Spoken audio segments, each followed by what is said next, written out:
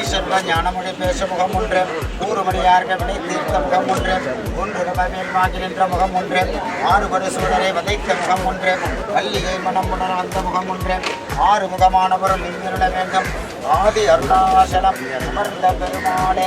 உருவாய் எருவாய் எழுந்தாய் இழந்தாய் வருவாய் மலராய் மணியாய் ஒளியாய் வருவாய் உயிராய் கதியாய் விதியாய் உருவாய் வருவாய் நேர்வினையாடு முகம் ஒன்று, ஈஸ்வர ஞானமொழி பேச முகம் ஒன்று, கூறுமணியார்க வினை தீர்த்த முகம் ஒன்று, ஒன்று மேல் வாங்கி நின்ற முகம் ஒன்று, ஆறுபடு சூழலை வதைத்த முகம் ஒன்று, கல்லிகை மனம் உணர வந்த முகம் ஒன்று, ஆறு முகமானவரும் இங்கிருட வேண்டும் ஆதி அருணாசலம் அமர்ந்த பெருமாளே. உருவாய் எருவாய் எழுந்தாய் இழந்தாய் வருவாய் மலராய் மணியாய் ஒளியாய் வருவாய் உயிராய் கதியாய் விதியாய் உருவாய் வருவாய் அருள்.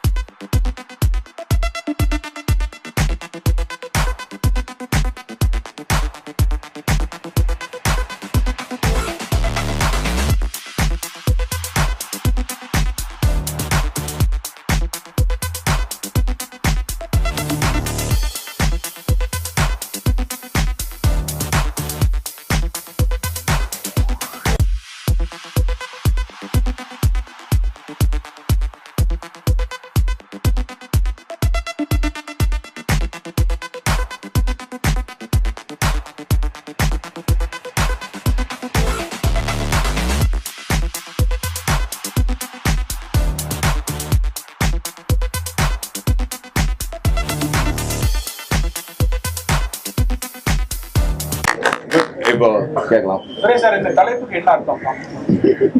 அண்ணா ஆரம்பிச்சிட்டீங்க. காமா அப்படிங்கறத வந்து நீங்க எப்படி வேணாலும் எடுத்துக்கலாம். ஆக்சுவலி வந்து நீங்க என்ன தானே கேட்டேன்.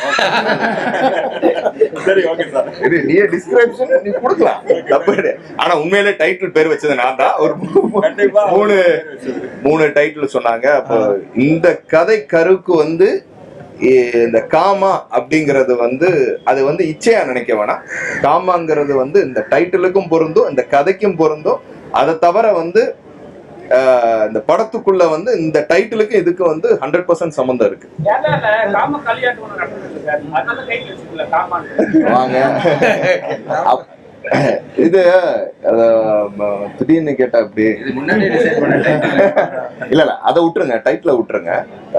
ஏன்னா கேரளால நான் ஒரு 4 படம் பண்ணியிருக்கேன். மம்முட்டி சார் கூட பண்ணியிருக்கேன், ஷிகாரி ஷம்மன் ஃபர்ஸ்ட் படம் பண்ணியிருக்கேன், அதுக்கப்புறம் இவர் படம் பண்ணியிருக்கேன், இன்னும் 2 படம் மலையாளத்தில் நடிச்சுட்டு இருக்கேன். இது எல்லா ஸ்டேட்ல உள்ள எல்லா மூவிஸ் என்ன சொல்லுவாங்க, தெலுங்கு இருக்கு, மலையாளம் இருக்கு, கன்னடா இருக்கு, பாலிவுட் இருக்கு. இந்த மாதிரி சில விஷயங்கள் வந்து உண்மையிலே கண்டிக்கத்தக்கது. அதுல எந்த மாற்று கருத்தும் கிடையாது.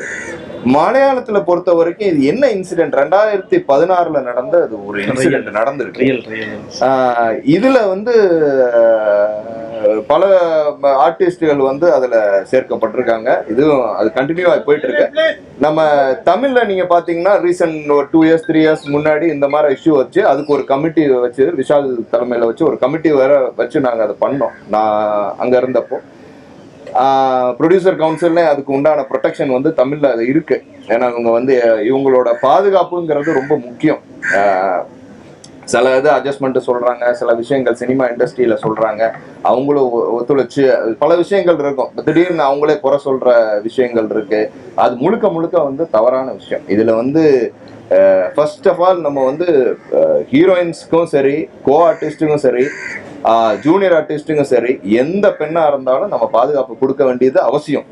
கேரளால வந்து இப்போ ரீசெண்டா வந்து ஏன்னா மோகன்லால் சார் வரைக்கும் அதை ராஜினாமா பண்ணியிருக்காங்க. அதனால இப்போ ஃபர்தர் அதுக்கு ஒரு ஸ்பெஷல் கமிட்டி அமைச்சு இனிமே அந்த மாதிரி தவறுகள் எதுவுமே வராத அளவுக்கும், முதல்ல நடந்த தவறுகளுக்கும் அதுக்கு என்ன தண்டனையோ அதுக்கேற்ற விஷயங்கள் நடந்துச்சு.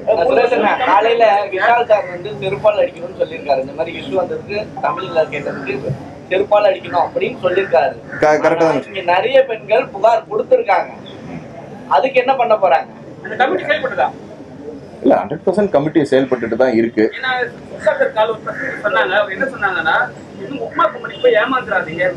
அதுக்கு முன்னாடி வந்து 4 வருஷத்துக்கு முன்னாடி 4 கோடி சின்ன படம் பட்ஜெட் பண்ணாதீங்க. ரெண்டு மேட்ச் பண்ணி பார்த்தா சின்ன படமே பண்ண வேண்டாம்னு சொன்ன மாதிரி ஒரு வார்த்தை. இல்ல அந்த அது முன்னாடி என்ன பேசினாருங்கிறதுல இந்த இதை சம்பந்த பொறுத்த வரைக்கும் நானும் ஏதோ சில ஆஃபீஸில் கேள்விப்பட்டிருக்கேன். படம்னு சும்மா பூஜை போடுவாங்க, படம் ஆரம்பிக்கிற மாதிரி ஆரம்பிக்கும், அதுக்கப்புறம் வந்து சில அண்டர்ஸ்டாண்டிங் வேலைகள் நடக்கும், படம் ட்ராப் ஆகும். அது வந்து ஃபினான்சியல் பிரச்சனையிலே இருக்கலாம், சில பேர் வந்து சில விஷயங்களுக்காகவும் இருக்கலாம். இந்த மாதிரி இதெல்லாம் வந்து என்கரேஜ் பண்ணாதீங்க அப்படிங்கிறதான் விஷால் சொல்லியிருக்காப்புல. அதோட நீங்க அதை சேர்க்காதீங்க. ஸோ இன்னைக்கு அவர் சொன்னது வந்து நல்ல விஷயம் தானே, செருப்பால் அடின்னு சொன்னது நல்ல விஷயம். அவர் என்ன சொல்றாருன்னா, நடிகர் சங்கம் வந்து போலீஸ் ஸ்டேஷன்ல புகார் வந்தா நடக்கும், ஒரு ஆர்டிஸ்டோட வெல்ஃபேரை வந்து பாதுகாக்க வேண்டியது தானே சங்கத்தோடைய கடமை. உங்களோட கருத்து? இல்ல கண்டிப்பா அது ப்ரொடியூசர் கவுன்சிலா இருக்கட்டும், நடிகர் சங்கமா இருக்கட்டும், அவங்க அதாவது வந்து பெண் நடிகர்கள் மட்டும் இல்ல, ஆண் நடிகர்களுக்கும் பாதுகாப்பு அவசியம். சில நேரங்கள் வந்து பொய்யான புகார் கொடுத்து அது அவங்களுக்கு உண்டான அவங்களுக்கு ஒரு அவ்வளவு கஷ்டப்பட்டு ஒரு இமேஜை வந்து கிரியேட் பண்ணி வச்சிருப்பாங்க. இன்னைக்கு மலையாள இண்டஸ்ட்ரியில இருக்கிறவங்களும் பெரிய இமேஜை கிரியேட் பண்ணி இருந்திருப்பாங்க. இப்ப பாருங்க, அன்பார்ச்சுனேட்டா அது இந்த மாதிரி அதுல வந்து சில பேர் தவறு பண்ணியிருக்கலாம், தவறு பண்ணாமே இருக்கலாம்ல, நம்ம எதுவுமே சொல்ல முடியாது. அதனால கமிட்டி தான் அதை முடிவு பண்ணணும். அதே இது வந்து தமிழ்ல வந்து ஆல்ரெடி நீங்க ஆரம்பிச்சது, இந்த மாதிரி எவ்வளவு விஷயங்கள் நம்மளுக்கு போச்சு, அத வந்து இன்னைக்கு சூழ்நிலையில வந்து அது குறைக்கப்பட்டிருக்கு. எங்கண்ணே நான் 4 ஷூட்டிங் எனக்கு போயிட்டு இருக்கு, ஹிந்தி வெப் சீரிஸ் பண்றேன், ஓகேங்களா, மலையாளத்துல 2 படம் பண்றேன். இல்ல நான் முன்னாடியே வந்து அட்டன் பண்ணிட்டேன்.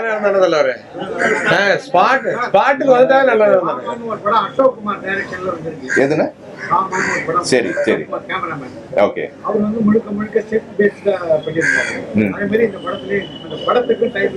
இல்ல இது வந்து அந்த மாதிரி இருக்காது, அந்த மாதிரி படமும் கிடையாது. இது சில விஷயங்கள் வந்து சொசைட்டிக்கு எது தேவையோ அது இந்த படத்துல இருக்கும். நான் இல்லையே, நீங்க இருக்கீங்களா? நீங்க அரசியல்ல ஈடுபட்டு இருந்தீங்க, அதை வச்சுதான் மிகப்பெரிய சர்ச்சையெல்லாம் வெடிச்சு. அதனால ஐயோ அப்படிலாம் கிடையாது. அதாவது நான் அரசியல்ல ரொம்ப விருப்பப்பட்டு தான் வந்தேன். கமல் சார்கிட்ட ஃபர்ஸ்ட் வந்து சேர்ந்ததே வந்து கமல் சார்கிட்ட தான். அப்போ உங்களுக்கு தெரியும், ஆரம்பிச்சு பெரிய ஒரு எல்லாமே பண்ணோம் கமல் சார்கிட்ட இருந்து. அதுக்கப்புறம் நான் வந்து சில மோடிஜியோட ஈடுபாடுகள், அவரோட ரொம்ப இஷ்டப்பட்டு தான் நான் வந்து பிஜேபி போனேன். பட் என்னன்னா, எனக்கு அரசியல் இருக்கிறதுனால பர்சனல் லைஃப் ரொம்ப பாதிக்கப்படுது, சினிமா லைஃப் ரொம்ப பாதிக்கப்படுது. ஏன்னா அதை பேலன்ஸ் பண்ணி நான் பண்றதா இருந்துச்சுன்னா, நான் காமனா வந்து சினிமாவில் இல்லாத ஆளா இருந்தேன்னா பேலன்ஸ் பண்ணி அரசியலை பேலன்ஸ் பண்ணி சார்ந்து போவேன். பட் இப்போ உள்ள சூழ்நிலையில எனக்கு முழுக்க முழுக்க நான் சினிமாவை வந்து நம்பி இருக்கேன். எனக்கு வாழ்வாதாரம் வந்து சினிமா தான், சோறு போடுறது சினிமா தான். அதுவே எஃபெக்ட் ஆயிடுச்சுன்னா, இப்போ இவர் கேட்டார், இவர் ஏன்னா ரொம்ப நாளா காணோம் அப்படின்னு. ரொம்ப நாளா வெளியே வரல, ஆனா சினிமா எனக்கு சோறு போட்டுட்டு தான் இருக்கு. நான் படம் நடிச்ச படங்கள் 3 படம் ரிலீஸ் ஆயிருக்கு, உங்களுக்கே தெரியும். இப்போ நான் ஷூட்டிங் போயிட்டு தான் இருக்கேன், நல்ல ஆப்பர்ச்சுனிட்டிஸ் வருது எல்லாமே. நான் அதனால வந்து சினிமா முழுக்க முழுக்க கான்சென்ட்ரேஷன் பண்ணணும் அப்படிங்கிறத விரும்புறேன். அப்படிலாம் இல்ல, பிஜேபி கட்சிங்கிறது எல்லா கட்சி அப்படி பார்த்தா எவ்வளோ கட்சிகள் இருக்கு, நல்ல கட்சி தான். நான் வந்து எந்த தவறும் சொல்லல, எல்லா கட்சியும் நல்ல கட்சி தான். இல்லையா அது காலம் பதில் சொல்லலாம், அவ்வளவுதான். இப்போதைக்கு நான் நடிக்கிறேன், சினிமா ஆக்டரா இருக்கேன், அவ்வளவுதான். யார் அண்ணனா? நான் பார்த்தது இல்லைங்க. ரொம்ப ப்ரீ பிளான்டா கட்சி அமைச்சவர் வந்து விஜய் சார் தான். ஏன்னா பர்சனலாவும் அவர் தெரியும் நம்மளுக்கு. பட் எந்த விஷயம் பண்ணாலும் அதை ரொம்ப பொறுமையா எடுத்து ஒரு 10-12 வருஷமா அதுக்கான ப்ரீ பிளான் போட்டு சர்வே எடுத்து இன்னைக்கு கொடிய அவர் கொண்டு வந்த விஷயம் வரைக்கும் ரொம்ப பொறுமையா ஹேண்டில் பண்ணியிருக்காரு. அந்த விஷயம் அவர்கிட்ட ரொம்ப பிடிச்சிருக்கு. அதுக்கு முன்னாடி ஒரு பஞ்சாயத்து எலெக்ஷனா இருக்கட்டும், எவ்வளவு விஷயங்கள் ஒரு ஸ்டெப் பை ஓவர் நைட்ல 6 மாசத்துக்கு முன்னாடி ஆரம்பிச்சு இன்னைக்கு அவர் வரல. அவர் ஒரு 10 இயர்ஸா பிளாட்ஃபார்ம் பண்ணி தான் வந்திருக்காரு. அவருக்கு என்ன பண்றோம் ஏது பண்றோங்கிறத கிளியரா தெரியும். ஏன்னா இன்னைக்கு 250 கோடி 300 கோடி ரூபா சம்பளம் வாங்குற ஒரு ஆர்டிஸ்ட் வர்றாருங்கிற போது, இப்போ என்னைய மாதிரி ஆளுங்கள்லாம் இப்போ நான் சொன்னேன்ல, இப்போ அரசியல்ல இதெல்லாம் ரொம்ப சஃபர் ஆகும், பண்ண முடியாது. ஐயோ சினிமா போயிடுச்சு, அவங்க கூப்பிடல, அவங்க வந்து அந்த கட்சிக்காரங்க வந்து படம் எடுக்கிறாங்க, நம்மளை கூப்பிட மாட்டாங்க, அவங்க அதை சார்ந்தவங்க நம்மளை கூப்பிட மாட்டாங்க, அப்படிங்கிற டிஸ்டர்பன்ஸ் எல்லாம் நம்மளுக்கு இருக்கும். பட் அந்த மாதிரி ஒரு இப்போ எப்படி ஒரு கமல் சார் ஆரம்பிச்சு அந்த பேலன்ஸ் பண்ணாரோ, விஜய் சார் அதுக்கு மேல ஒரு படி ஜாஸ்தியா தான் இருக்கும். பிராங்க் எல்லாத்துமே தெரியும், உங்களுக்கு எல்லாத்துக்கும் தெரிஞ்ச விஷயம் தான். 5 வருஷம் ஆரம்பிச்சாரு, பொறுமையா கிளம்பி வராது சொன்னீங்க. ஆனா பொடியில பாத்தீங்கன்னா நிறைய தவறு சொல்லியிருக்காங்க. பூவே வந்து தூங்கு மூஞ்சி பூன்னு சொல்லிருக்காங்க. ஏங்க அதாவது இங்க பாருங்க, தூங்கு மூஞ்சி பூவா இருக்கட்டும், எந்த பூவா இருக்கட்டும், அது ஒரு பூ தானே. அதுவும் புதுதானே. ஆமா, அதுவும் ஒரு பூ தான். அதுக்குன்னு ஒரு தன்மை இருக்கு, அதுக்குன்னு பயாலஜிக்கல் இது இருக்கு. அவர் சொன்ன விஷயங்களே, அந்த போர் யானை அந்த மாதிரி விஷயங்களே ரொம்ப நல்லா இருக்கு. யாருக்குமே இது வந்து காமன், எல்லாமே காமன் தானே. இந்திய ப்ராஜெக்ட் ஏன்னா நான் வந்து நான் முதல்ல அவரோட சினிமால நான் நடிக்கிறேன், ரொம்ப ஆசை எனக்கு. ஒரு டைம் வந்து பைரவான்னு நினைக்கிறேன், அதுல நான் பண்ண வேண்டியது படம். இவன் டேனியல் பாலாஜிக்கு பதிலாக வந்து நான் பண்ண வேண்டியது, அது பண்ண முடியலங்கிறது எனக்கு ரொம்ப வருத்தம். நேரம் அந்த ஷூட்டிங் போய் அண்ணன்ட்டே பேசினேன். அது குறித்து அவரோட நான் ஃபர்ஸ்ட் சினிமாவில் பயணிக்கிறேன், அதுக்கப்புறம் அரசியலை பத்தி யோசிப்பேன். எனக்கு இப்போதைக்கு அரசியல்ல எனக்கு பெரிய ஈடுபாடு கிடையாது. பாஜக மாநில தலைவர் அண்ணாமலை மாற்றணும் ஒரு தரப்பு சொல்றாங்க, ஒரு தரப்பு மாற்றக்கூடாதுங்க. நீங்க அந்த கட்சியில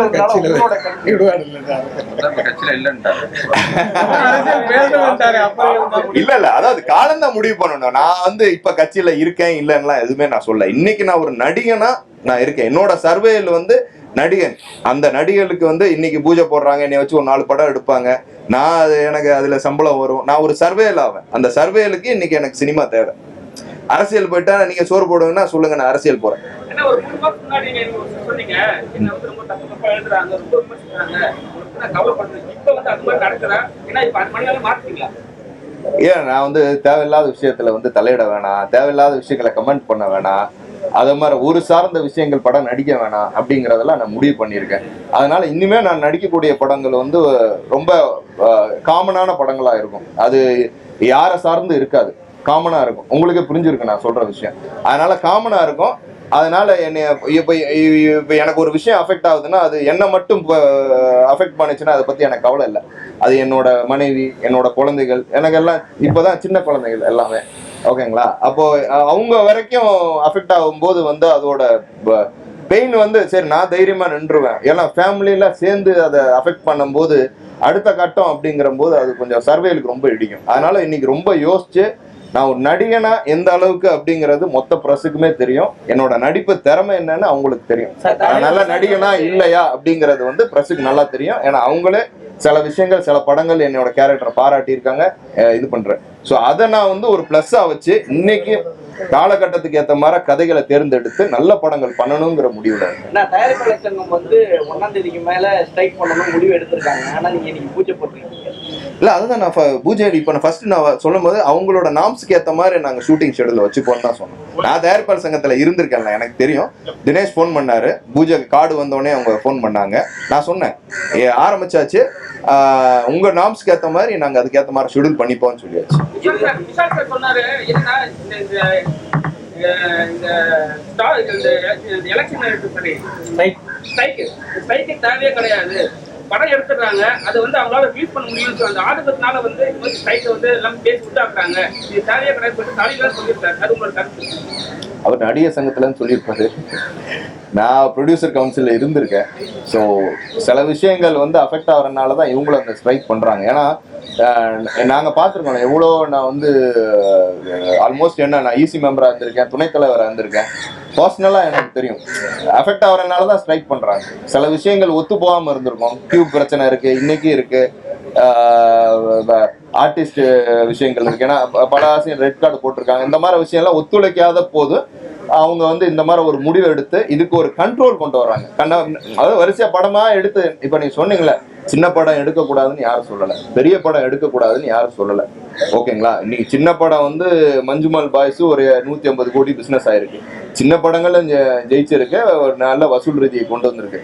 ஸோ இதை வந்து சின்ன படமோ வேற்றுமை இல்லாம எல்லா படமும் எல்லாரும் எடுக்கணும். அதுக்கு ஏதாவது ப்ராப்ளம் இருந்திருக்கும், அதுக்காக தான் அவங்க வந்து கண்ட்ரோல் பண்ணியிருப்பாங்க. It's kind of a control. படம் எடுக்கக்கூடாதுன்னு விஷயம் கிடையாது, இது ஒரு கண்ட்ரோல். இப்போ இதுவே பார்த்தீங்கன்னா ஒரு பட்ஜெட்ரி படம் தான், ஓகேங்களா? ஒரு சின்ன படத்தோட ஒரு கொஞ்சம் ஜாஸ்தி, ஓகேங்களா? அப்போ இந்த படத்துக்கு ஒரு ஃப்ரீடம் இருக்கும், இந்த படத்துக்கு ஒரு பிஸ்னஸ் இருக்கும், இந்த படத்துக்கு ஓடிடி, சேட்டலைட்டு, டிஜிட்டல் இதுக்குன்னு இருக்கும். பட் ஆஸ் ஆர்டிஸ்டா எனக்கு எவ்வளவு பிசினஸா அதுக்கேற்ற மாதிரி தான் அவங்க ப்ரொடக்ஷன் காஸ்ட் போடுவாங்க. 4 நடிகர்ல வச்சிருந்த ஸ்ட்ரைக்கே ஸ்டார்ட் பண்ண தனுஷ், செல்வ, யோகி பாபு, கமலஹாசன் உட்பட இவங்க 4 பேர் தான் தமிழ் சினிமாவை இவங்களுக்காக ஸ்ட்ரைக் பண்றாங்க. ஏன் அவங்க 4 பேர் இல்ல இதுக்காக ஸ்ட்ரைக் பண்ணணும் யார் சொன்னா உங்களுக்கு? அவங்க சொன்னதை தனுஷை வச்சு தான் சொன்னாங்க. இல்லங்க அது வந்து அதான் சொல்றேன்ல, சில இது இன்னைக்கு நடந்த விஷயம் கிடையாதுல்ல. பல வருடங்களாக அவங்களுக்குள்ள ஒரு விஷயம் நடந்துட்டு இருக்கு. சில விஷயங்கள் கிளாரிட்டிக்காக பண்ணியிருப்பாங்க. எனக்கு அதை பத்தி எனக்கு டீட்டெயிலா தெரியல. இப்போ நான் போஸ்ட்ல இல்லாதனால எனக்கு தெரியல. நடிகர்களும் தயாரிப்பாளர்களும் ஒற்றுமையா இருக்கா தமிழ் சினிமாவில? இப்போதைக்கு மிஸ் அண்டர்ஸ்டாண்டிங் இருக்கும். சினிமாக்காரவங்களை பத்தி உங்களுக்கு தெரியாதானே? இன்னைக்கு இப்படி பேசுவோம், ஈவினிங் ஆனா இதுல வந்து யாருமே வந்து எதிரியோ நிரந்தர நண்பர்களா கிடையாது. எல்லாருமே வந்து உங்களுக்கு சினிமாக்காரன்னு என்னோட நீங்க ஜாஸ்தியா பாக்குறீங்க டெய்லி. ஓகேங்களா? எப்படி வேணாலும் ஹேண்டில் பண்ணிட்டு போவோம். காலை ஈவினிங் ஆனா கையை கொடுத்துட்டு போயிடுவோம். இதுல யாருமே அப்படி கிடையாது. கோட் படம் வந்து 5ஆம் தேதி ரிலீஸ் ஆக போகுது. கட்சி ஆரம்பிச்சு மாநாடு அறிவிக்க போறாங்க. ஒருவேளை கோட் படம் ரிலீஸ் ஆச்சுன்னா திமுகவுடைய டைட் கொடுப்பாங்களா அப்படின்னு நீங்க எதிர்பார்க்குறீங்களா? ஏன்னா தலைவா படத்துக்கு அதிமுக பேனர் அவங்க ஏன் கொடுக்க போறாங்க? எனக்கு தெரிஞ்சு உதயன் அந்த மாதிரி கேரக்டர் கிடையாது. அவர் ஒரு நல்ல டைப், எல்லாத்துக்குமே ஹெல்ப் பண்ணக்கூடிய ஒரு டெண்டன்சில இருக்கிறவர் உதய் சார். ஸோ அந்த மாதிரி பிரச்சனைகள்லாம் வராதுன்னு நினைக்கிறேன். ஆருத்ரா கேஸ் என்னாச்சு? அது ரொம்ப நாளா நான் அப்பயே சொன்னேன்ல, அப்பயே எனக்கு அதுக்கு சம்மந்தம் இல்லை. திருப்பி அதை பத்தி சொல்லி யாரோட மன உளைச்சலும் ஏற்பட வேணாம். நான் ஒரு நடிகன், அதை மட்டும் கேள்விகள். ஓகே, அனைவருக்கும் வணக்கம். வணக்கம். நாங்க மக்கள் இசை கலைஞர்கள் செந்தில் கணேஷ், ராஜலட்சுமி. சேனல்ல லைக் பண்ணுங்க, ஷேர் பண்ணுங்க, கமெண்ட் பண்ணுங்க, சப்ஸ்கிரைப் பண்ணிருங்க. பக்கத்துல இருக்க பெல் பட்டனை கிளிக் பண்ணிருங்க. Hi cut to cut viewers, உங்களுக்கு இந்த வீடியோ பிடிச்சிருந்ததுன்னா please subscribe and like and share and comment. Hi வணக்கம், நான் பூர்ணா பேசுறேன். Don't forget to subscribe Cut to Cut. Cut to Cut viewers, if you like this video, please subscribe, comment and share.